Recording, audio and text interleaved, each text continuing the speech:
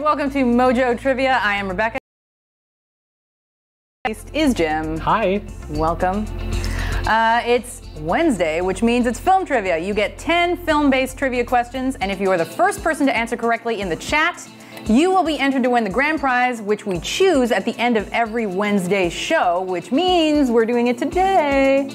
Anyway, you get 1 minute on the clock for every question, and if no one answers within that minute, we will just move on. So, shall we just get right to it? I think we should. We should. All right, question 1. Nicolas Cage made his big screen debut in what film? Good question. It's a good question. It's a good question. I once won a trivia game show question, like a write-in question, and it was the Nicolas Cage question. Oh yeah? Yeah. I'll tell you after what the question was. So, Nicolas Cage made his big screen debut in what film? Oh. Have we got anything? There's an answer. There's an answer. Yeah, it's the answer comes from Tim McCausland. Congratulations. And the answer is Fast Times at Ridgemont High. So, that is decidedly not him in Fast Times at Ridgemont High, but the reason we're talking about Nicolas Cage is because his movie Mandy opens this weekend. Nicolas Coppola in the film because he is a member of the Coppola family, which was the question that I had to answer on that show. And in Fast Times at Ridgemont High, he played Brad's bud at All American Burger, and his character don't even have a name. So there. It's come a long way. He has. He has. All right, let's get on to question 2. Burt Reynolds, who passed away recently, turned down what 2 iconic movie roles that ultimately ended up going to Jack Nicholson? Burt Reynolds turned down what 2 iconic movie roles that ultimately went to Jack Nicholson? Make sure to write both of the answers in one message. So that's 2 movie titles we need from you as the answer to this one. This is, of course, Burt Reynolds in Smokey and the Bandit. So we're asking, Burt Reynolds turned down what 2 iconic movie roles that ultimately went to Jack Nicholson? Because I guess mustaches weren't mandatory for these roles. Probably not. Has Jack Nicholson ever had a mustache? I want to say yes, but I can't picture it. Neither can I. Burt Reynolds turned down what 2 iconic movie roles that ultimately went. Anything? Anything even remotely close? Well, someone has half of it right. Okay. And the other half wrong. All right. How are we doing on the clock? It's tough sometime. All right. Keep guessing, guys. Read the chat for clues. All right. I'll ask you. What 2 iconic movie roles that ultimately went to Jack Nicholson? Yeah, this isn't an easy question. Let's just say, can I give a hint? It's not The Shining. Which is what that would have been a very different movie. Which is what people are. Ran out of time. Ran out of time. All right. Well, can we shout out to the person who got half of it right anyway? All right. There's a bunch of people who kept saying One Flew Over the Cuckoo's Nest, which is one of the right answers. With other things. Yeah. People were saying Joker. And now the answer comes now that the time has run out, which is very unfortunate. Well, let's give them a shout out anyway. Yeah. So. Bram Altinian was the first one to say One Flew Over the Cuckoo's Nest and Terms of Endearment. There you go. Followed by Tim McCausland. But unfortunately, you answered after my timer ran out. Yes, there you go. So apparently, for Terms of Endearment, James L. Brooks wrote the role of Garrett Breedlove with Reynolds in mind, but he was already committed to starring in Stroker Ace. And Nicholson was cast in his place. Nicholson won Oscars for both of those roles. So, bummer. And then apparently Reynolds also turned down another role, but he ultimately took it on later anyway, of Jack Horner in Boogie Nights, and he was nominated for his first Oscar for that. So there you go. And he was not even the one who was supposed to play that role. P.T. Anderson wanted it to be Warren Beatty. Anyway, let's move on. Oh, actually no, I have more trivia for you. Reynolds turned down roles in Star Wars, Die Hard, Pretty Woman, and James Bond. That's a lot of good movies. To be turned down. It's unfortunate. That is unfortunate. Question 3. What was the earliest film to use the Wilhelm scream sound effect? There you go.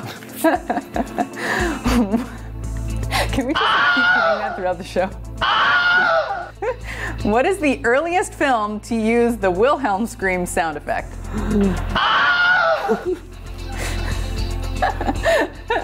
Okay. It's also my favorite line in Star Wars. Oh, it's gonna be over now. I wish I'd brought a tissue. Anyway, what was the earliest film to use this scream sound effect, which is called the Wilhelm scream? There you go. Oh, you got it? I have the answer. Wow, I'm impressed.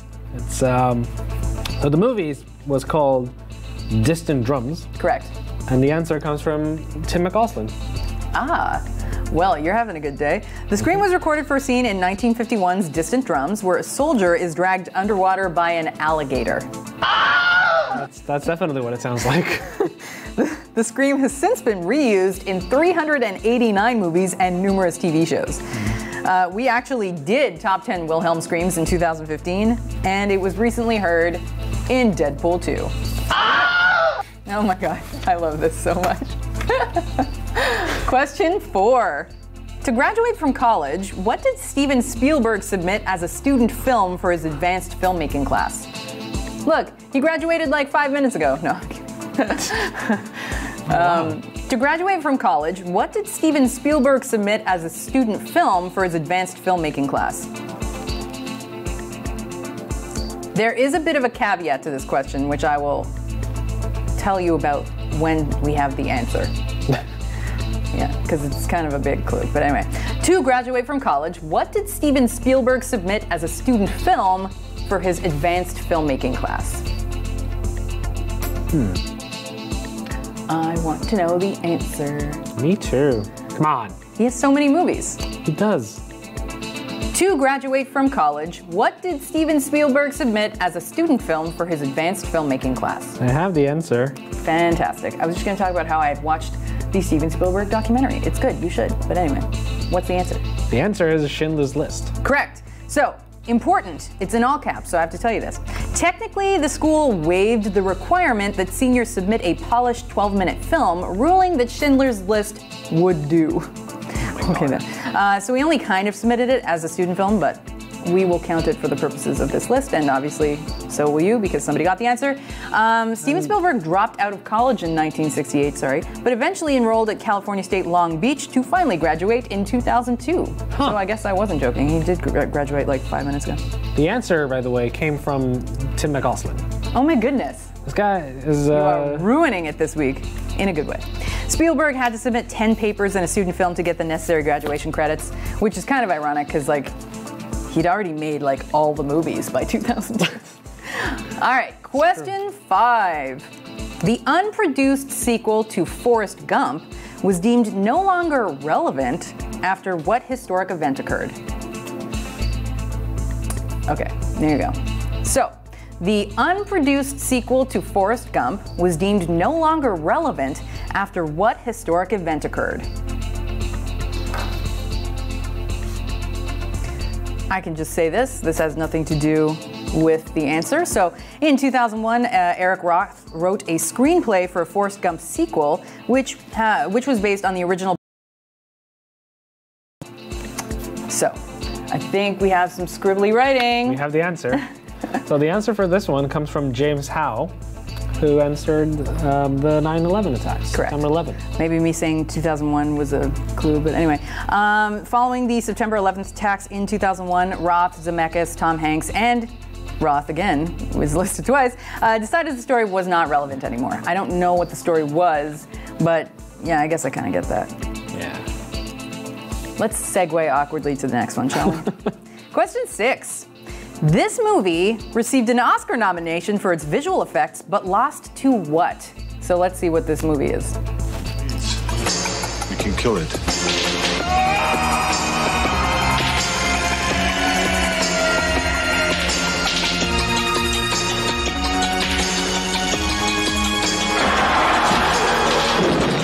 That ain't no Wilhelm scream. Good old Annie scream. Yes.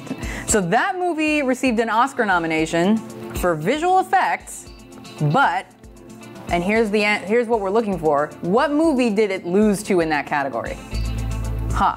Okay. So this movie has an Oscar nomination, I feel like it's important to highlight that for visual effects, but it lost in that category to which movie?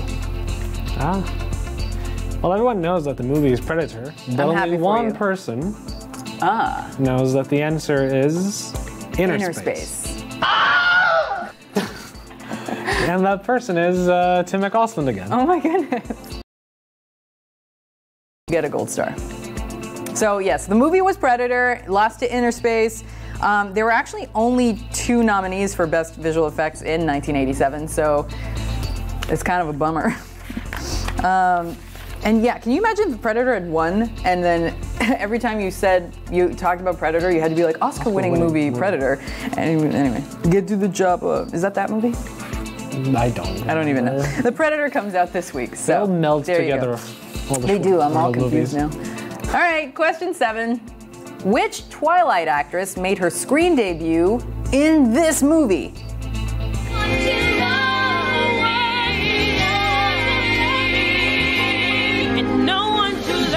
IFC Films presents a comedy about drama. Ow! Again, I really should watch this stuff beforehand. So which Twilight actress made her screen debut in whatever movie that was? Yeah, the actress. The actress's name. You need a name. Need a name. Which Twilight actress made her screen debut in this movie? Which doesn't look cheesy at all. At all. I think we got it. Yeah. Jem's scribbling. So the answer comes from Brianne Frechette. And the answer is Anna Kendrick. There you go. Nice. So Anna Kendrick, the movie was Camp. Anna Kendrick played Fritzi Wagner. I don't know if I'm saying that right. I don't particularly care.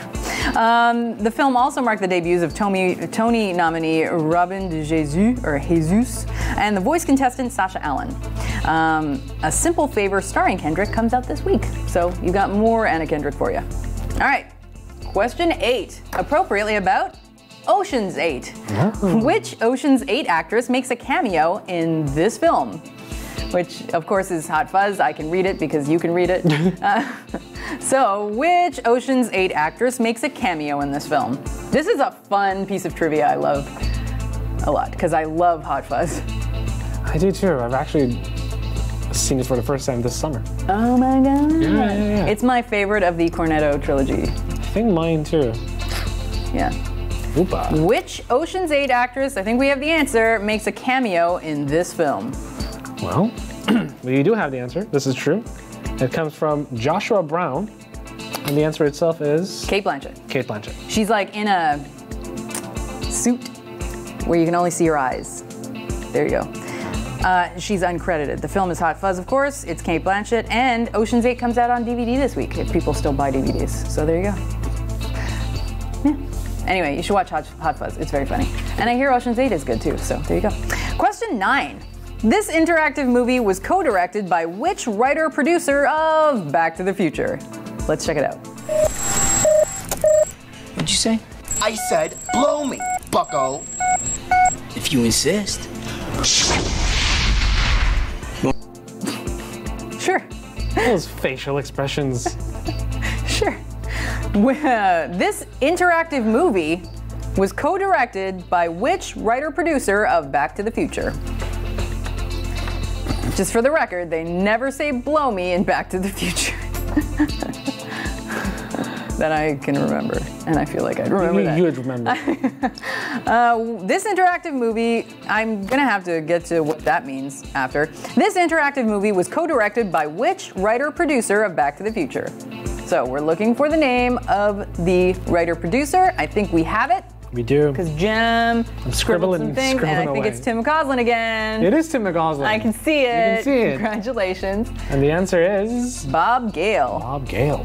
So the movie's called Mr. Payback, an interactive movie. It was co-directed by Bob Gale, who co-wrote and co-produced Back to the Future.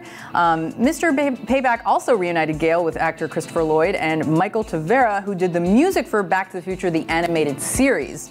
So, in quotes, This was not a product for a video game system, but actually released to a few movie theaters around the country, which specially equipped one of their small auditoriums with 3-button joysticks on each seat. That sounds pretty cool. Yeah. Too bad it looks not good, but you should try that again, Hollywood, with like a decent movie. Maybe on Twitch? Okay, sure. That makes sense. Question 10, the last question, and then we get to pick a winner for last week. I'm so excited. Okay, question 10. Yes. Which U.S. politician had a supporting role in this 1989 film? So, the film we're seeing right now, which U.S. politician had a supporting role in this film? Came out in 1989. Good question. Lots of politicians around. So many. So many. Making terrible cameos. This is one of them. Which U.S. politician had a supporting role in this 1989 film? Is it Ted Cruz? No, but his father's the Zodiac Killer. I'm kidding. Sorry. Isn't he? I don't know. Whatever. We got it? Yeah. I think we got it. So the answer comes from How to Tutorializer. Whoa. And the answer itself is Donald. Correct. Nice. The 1989 film that we just showed you was Ghosts Can't Do It. Oh, no. And Trump won a Razzie for Worst Supporting Actor in the film and was also nominated for Worst New Star. Aw. Well, there you go. I got nothing on that, but we get to pick a winner for last week, so I'm very excited. You have to tune in every Wednesday to make sure if you've won. So, like I said, if you answered correctly first in the chat to any questions from the previous week rather, so we did Wednesday film trivia, Thursday pop culture trivia, and Friday sports trivia, your name goes into this pot. It's a mug, but anyway. And I will pick a winner now. And if you do win, you should email us at knowyourmojo@watchmojo.com to claim your prize and tell us how we can get your prize to you. So, the winner is Beethoven Brandau, which I'm probably saying wrong, and I apologize, but congratulations on winning. So, we'll see you next time. I will be here tomorrow for pop culture trivia. Bye. Bye.